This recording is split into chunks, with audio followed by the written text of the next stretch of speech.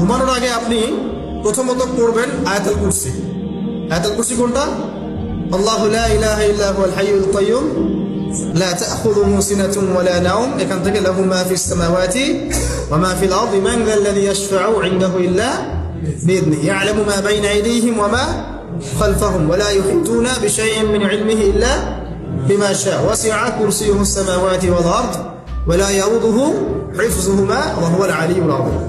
সূরা বাকারার আয়াত নাম্বার 255। সূরা বাকারার আয়াত নাম্বার 255 হচ্ছে আয়াতুল কুরসি। ঘুমানোর আগে আয়াতুল কুরসি পড়ুন বিছানায় গিয়ে। তারপরে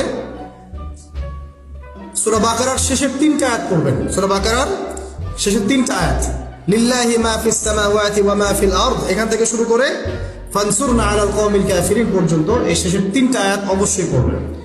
ঘুমানোর আগে যে ব্যক্তি আয়াতুল কুরসি পড়বে, আল্লাহর পক্ষ থেকে একজন ফেরেশতা তার কাছে থাকবে।